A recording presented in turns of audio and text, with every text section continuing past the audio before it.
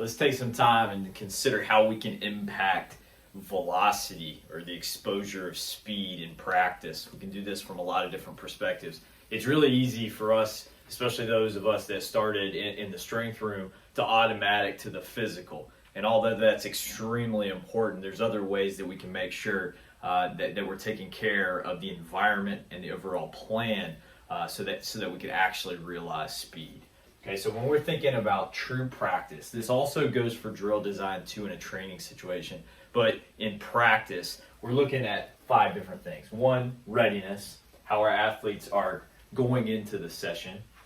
The structure of our practice overall, when different speed exposures may occur, being prepared for that, and just making sure everything works and fits together. 3 is field size. I can't run fast if I don't have space. I can't run fast if the ground is mush. Okay, so thinking about the overall situation of my field.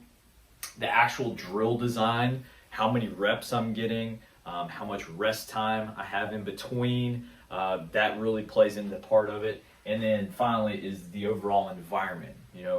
We can encourage top end speeds if we have overall organizational buy-in. So we'll discuss that just a little bit. Let's start with readiness. This is probably the easiest. Again, I kind of talked about automatic. We sometimes automatic to the physical. This kind of relates to that. Discuss back to our athlete development pyramid and overall health, choice, recovery, and just overall prep. Are our athletes prepared to go fast? It doesn't matter if I have it in the plan to go fast. If our athletes are not prepared for it, we're not going to realize the full potential of that training plan. So as far as readiness or acute, in the moment preparedness, okay, so readiness in the day, okay, I need to be thinking about, are my athletes healthy? Have we made positive choices to contribute to that health? Are we recovered, both from a holistic perspective, all in all, are we in the right situation and mind state? But also, are we fueled? Are we recovered from a metabolic standpoint? Are we recovered from a soft tissue standpoint, from a neuromuscular standpoint? And then finally, what does our preparation look like going into that? How long have we been training? What has the overall training been like over the period of time leading up to that situation? So are we ready for that speed exposure? That's the first one. The next one we think about a training or practice plan would be the overall structure. Okay, so let's just say I have X amount of things on my training card, on my practice plan. Let's say these are periods 1 through 10, 1 through whatever it may be. Okay, I need to strategically think about where I'm going to put my speed exposures. Now, most likely, if I come straight out of the meeting room and go onto the field to period 1, that may not be the most opportune time to highlight speed. I may be sitting down in a chair for a period of time before I get out to the field. I may just not be hot. I may be cold. I may be stiff. Maybe this is not coming from meetings. Maybe my overall structure comes from the weight room and I come straight from the lift. Maybe that's not the most appropriate time because we're just in transition. But maybe the first period is our warm-up, and then we have some activation, and plus a sprint. Maybe that's where I've strategically put that in.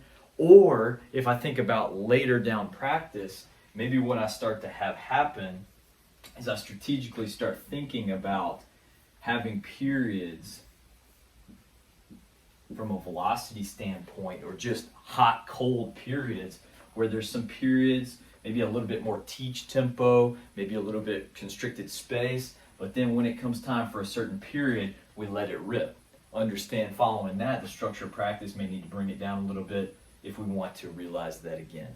So we can start to manipulate the structure of our practice to identify specific areas so that we're really, really prepared, really available, and that if we want to do it multiple times, we have strategic down troughs in our practice plan to allow us to reach our speed once we get back to that period. Okay, so 2 areas so far is 1, is my athlete prepared? Are my athletes as a whole prepared? from a training perspective, from a recovery perspective, from a mindset perspective. 2, is my actual practice putting my athletes in a situation where they can realize top end speed? Have I strategically waived my practice to provide adequate recovery in between difficult periods, challenging periods, high speed periods? Okay. The next one, field size. Think about back in high school or middle school. If you went to a small place, sometimes you trained in the hallway. Okay. In the hallway, it's really hard to have a full-sided game. Okay, it's hard to play 11-on football. It's hard to play a lot of different things like that, full squad. You got to be really creative with what you're doing. That space, that hallway, is the constraint. It's restricting what I can do. Now, I can still have part, okay, think about if I'm 11-on-11 football, that's whole within a game situation. In a hallway, maybe I'm just working the perimeter, or I'm just working one side of the offensive line. I can have part of the situation. I can still practice. That constraint, the hallway, or multi-purpose room, or stage area, the gym, half the gym, whatever it may be, that's the constraint.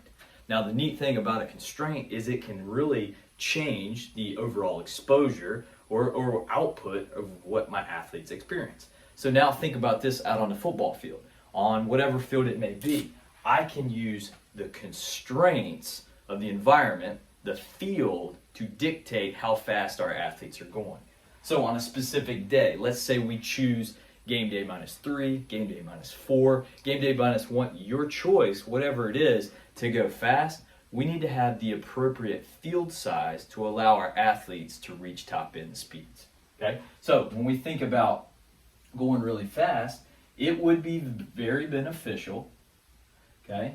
It would be very beneficial to be able to use the entire field, or at least long vertical parts of the field. If I have just a small space and I'm sharing the field, I want to have the ability to reach top end speed, so I need a lot of space vertically, okay? You could also, if maybe you were working with some situations where you have some crossing patterns, maybe you could do that horizontally as well. But typically, when we think about achieving top end speeds, we need a lot of space vertically. Okay? On the flip side, let's say strategically in the week, we've identified other days where we do not want to go fast. It would be advantageous for us to restrict the space. Think about the hallway example. We're going to restrict the space. So now our athletes only have a certain amount of space to reach top end speeds. They don't have the ability to reach that. The space is constraining it. So if I want to program speed or top end high velocity speed exposures, we want a lot of space. So in our practice plan, our practice design or drill design, we have to make sure we back up and give our athletes room. We got to have some real estate. Conversely, if I'm putting a situation in maybe one of those down periods where I'm not going to run really fast, restrict the space. Really, really simple, and it can help us out a lot. Okay, next one is the actual drill. A lot of things can come in here, so many that it's almost, maybe something where we can't achieve and talk about all the different areas. When we think about drill design, a lot of things come into play. One is, what is the goal?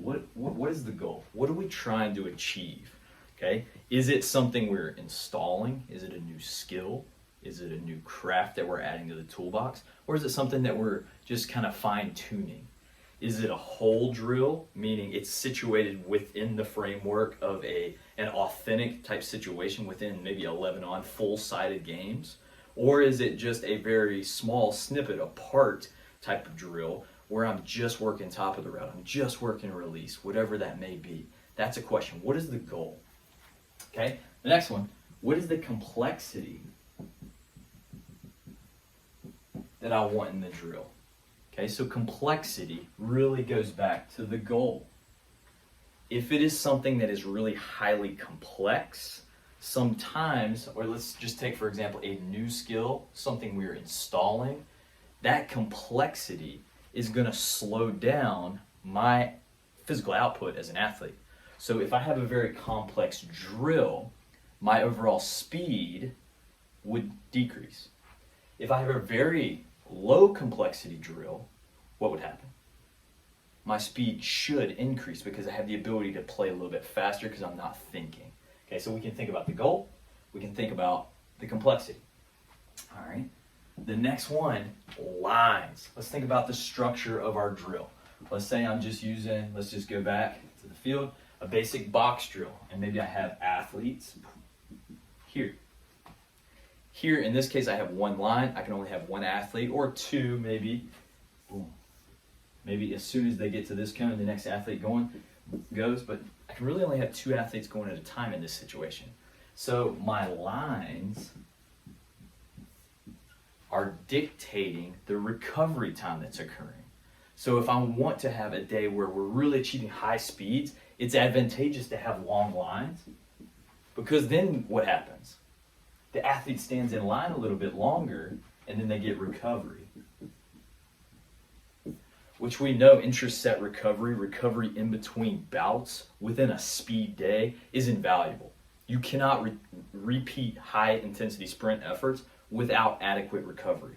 You can try really hard, but you're not going to hit top end speed. And this is a bad example for speed efforts because it's more change of direction and I'm not reaching top end speed. But understand how the design of the line, the drill, can impact this.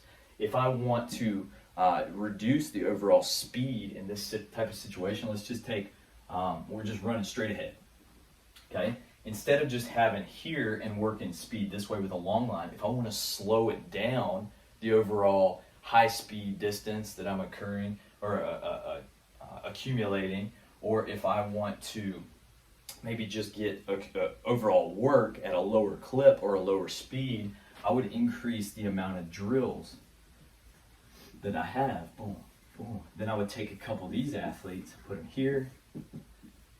These athletes put here. Now, as soon as the athletes are done, they're going back again. There's not as much recovery.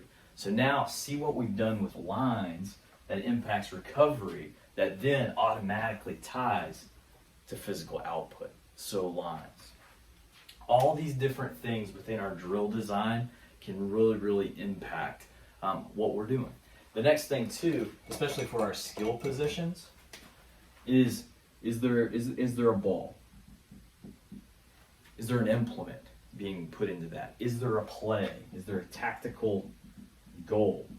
All that goes back to our complexity. All right, moving on. Final one. Our environment. We have discussed in excess over the past 2 years, essentially, the impact of what an entire performance unit, a performance team, can do on the athlete. Okay, so I have an athlete. He or she is a game changer. Physical specimen, has the ability to reach the top end speeds at an elite level. If this athlete is put into an environment where it's dull, it's monotonous, it's just not really fun to be in, what is the likelihood of them being able to repeat high-end exposures over and over and over? Now, if they're extremely talented, internally motivated, maybe that happens. But what we can do is surround them with all the different departments that we have in a performance group, from our performance individuals, our medical individuals, the sports-specific coaches, our support staff, the overall environment that the situation is designed within, the temperature of the room, the vibe, the mood of the room, the music, everything impacts this athlete's availability. This athlete's availability to tap into their high-end skills. Okay? So, when we think about tapping into high-quality efforts, high-speed efforts, speed, we can think about all these things. And all these things, too, can relate to different physical qualities, too, such as change of direction, such as accumulating volume over time, maybe even with contact. All I'm trying to do is to manipulate different variables as it pertains to having my athlete ready to play, the structure of my overall practice, field size within that structure of practice, my drill design and how I physically have put that drill together with lines, with complexity, with just overall teaching that's occurring within that drill. And then it's finally, it's the vibe that I'm creating as a teacher, as a coach, as an organization. We want our athletes to develop, and we need to develop an entire environment so that they can grow within. We're talking drill design, we're talking holistic development.